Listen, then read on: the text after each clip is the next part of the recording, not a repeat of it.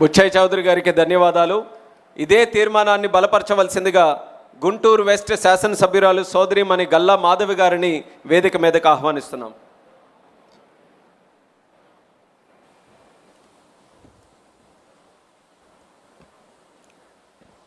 Telugu Desam party కుటుంబ సభ్యులకు నమస్కారం. ఎంతో ప్రతిష్టాత్మకంగా సాగే మహానాడు సభలో నేడు మాట్లాడే అవకాశం రావడం ఒక అదృష్టం. ఈ గొప్ప అవకాశాన్ని కలిగించిన అభినవ పూలేగా మేము పిలుచుకునే మా నాయకులు నారా చంద్రబాబు నాయుడు గారికి, తెలుగుదేశం పార్టీ వర్కింగ్ ప్రెసిడెంట్ వర్యులు మా అన్న నారా లోకేష్ గారికి, తెలుగుదేశం పార్టీ రాష్ట్ర అధ్యక్షులు పల్లా శ్రీనివాసరావు గారికి కృతజ్ఞతలు తెలియజేసుకుంటున్నాను. ముందుగా నిన్న ప్రవేశపెట్టిన 33% మహిళా రిజర్వేషన్ బిల్లుకి సంబంధించి యావత్ రాష్ట్ర మహిళల తరపున మీకు శిరసు వంచి నమస్కరిస్తున్నానన్న. మరి పట్టడన్నం పెట్టడమే పరిపాలన అయితే, మెరుగైన వైద్యం ఇవ్వడమే పరిపాలన అయితే, బడుగు బలహీన వర్గాల ఆసరాగా భరోసాగా నిలవడమే అధినాయకత్వం అయితే, ఆ నాయకత్వానికి నిలువెత్తు నిదర్శనం తెలుగుదేశం పార్టీ నాయకత్వం. అక్కడితో ఆగక మహిళలకు సమాన హక్కులతో, సాధికారతతో, స్వేచ్ఛతో, యువతకు ఉద్యోగ కల్పనతో, పెట్టుబడులతో, పారిశ్రామికీకరణతో, ఉపాధి హామీలతో, సమాజ భాగస్వామ్యంతో పేదరిక రహిత రాష్ట్రంగా మలచాలన్న సంకల్పంతో సూర్యుడు కూడా చేరలేని చీకటి జీవితాల్లో వెలుగు నింపుతూ ప్రతి ఒక్కరిలో బాధ్యతను స్ఫూర్తి నింపుతున్న దార్శనికులు నారా చంద్రబాబు నాయుడు గారి పరిపాలనను ఏమనాలి, ఆ నాయకత్వానికి ఏ పేరు పెట్టాలి మనం ఆలోచించాలి. అయితే నారా చంద్రబాబు నాయుడు గారి పరిపాలనలో అంతా సంతోషాలే, అభివృద్ధే, సంక్షేమమే. హ్యాపీ హెల్దీ వెల్దీ రాష్ట్రంగా మన ఆంధ్ర రాష్ట్రాన్ని తీర్చిదిద్దడమే ఈ సమాజం అనే దేవాలయంలో కొలువైన దేవుళ్ళు ప్రజలకు ఆయన చేయాలనుకుంటున్న సేవ. తెలుగువాడి ఆత్మగౌరవం కోసం, ఆర్థిక సామాజిక ఉన్నతి కోసం ఉద్యమించిన తెలుగుదేశం పార్టీ ప్రస్థానం పూలబాట మాత్రం కాదు.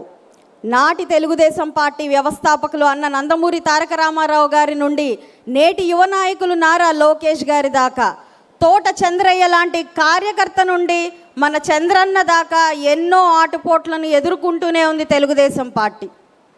అప్పుడే పుట్టి ముక్కుపచ్చలు కూడా ఆరని తెలుగుదేశం పార్టీ ఎదుర్కొన్న ఆగస్టు సంక్షోభం నుండి యువగలం పాదయాత్రకు దారితీసిన పరిణామాల వరకు ఎన్నో పోరాటాలు.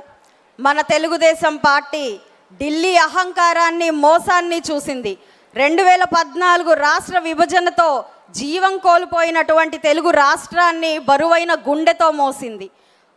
ఉచితాల ఎరవేస్తూ ఒక్క ఛాన్స్ అంటూ వచ్చి తెలుగువారి ఆత్మగౌరవాన్ని దెబ్బతీస్తూ ఆంధ్ర రాష్ట్ర ప్రజలను వలసదారి పట్టించిన నాటి వెకిలి నాయకుని నియంత పరిపాలన చూస్తూ ఉండలేకపోయింది.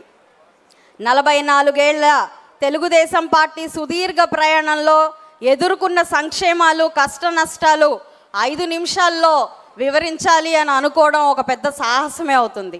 అయితే ఆడపడుచు కంట కన్నీరు పెట్టించి, అమ్మ కడుపు రగిలించి, ఆఖరకు తండ్రి సమానులైన చంద్రన్న కంట తడి చూసేదాకా వదలని నాటి పైశాచిక పాలన తలుచుకుంటే కొన్ని సంఘటనలు ఆవేదన కలిగిస్తే, మరి కొన్ని సంఘటనలు రక్తం మరిగిస్తాయి. నేటికి ఏ నాటికి మరువులని క్షోభను మిగులుస్తాయి. అయితే నిప్పుల కొలిమి లాంటి పరిస్థితులను ఎదుర్కోవడానికి పుట్టిన పార్టీ తెలుగుదేశం పార్టీ. అధికార పీఠాల కోసం, పెత్తనం చేయడం కోసం ఏర్పడిన పార్టీ కాదు ఇది. పడిన ప్రతిసారి రెట్టింపు వేగంతో లేస్తామని చెప్పిన నాయకులు అన్న నందమూరి తారక రామారావు గారు. పడిన ప్రతిసారి ఉప్పెనై లేస్తామని తన జీవితం మొత్తం కూడా చాటి చూపిన నాయకులు నారా చంద్రబాబు నాయుడు గారు. మరి పడిన ప్రతిసారి చెడుని ముంచేసే సునామీలా లేస్తామని చూపిస్తున్న నాయకులు నారా లోకేష్ అన్న. ఇది తెలుగుదేశం పార్టీ నినాదం. నేడు ఈ వేదికపై ఒక పాలిట్ బ్యూరో మెంబర్గా, ఎమ్మెల్యేగా కాదు, ఒక బడుగు బలహీన వర్గాల రజక జాతి ముద్దు బిడ్డగా, ఒక కార్యకర్తగా మీ ముందు నుంచొని ఒక మాట చెప్పదలుచుకున్నాను. జగమెరిగిన సత్యం, ఈ రాష్ట్రాభివృద్ధి చంద్రన్న వల్లనే సాధ్యం. ఈ మహర్షి చంద్రన్న వల్లనే ఇది సాధ్యం. 5 రూపాయలకు జై కొట్టే వెకిల పార్టీ నాయకులు, కార్యకర్తలు ఎక్కడా జై చంద్రన్న అంటూ తన ప్రాణాలు సైతం లెక్క చేయని మన కార్యకర్తలు ఎక్కడ? తెలుగుదేశం నాయకులు కార్యకర్తలు ఎప్పుడూ మంచికి మంచి, చెడుకి అత్యంత చెడు, త్యాగాలకు అయినా సిద్ధం, మాట జారితే తప్పు చేస్తే తాట తీసేదాకా తగ్గం. ఇక్కడ ఉన్న 1800 క్లస్టర్లో స్క్రీన్ల ముందు ఉన్న ప్రతి కార్యకర్త రొమ్ము విరిచి చెప్పండి, జై తెలుగుదేశం, జై తెలుగుదేశం, జై తెలుగుదేశం, జై తెలుగుదేశం. జై హింద్. గల్లా మాధవి గారికి ధన్యవాదాలు. తెలుగుదేశం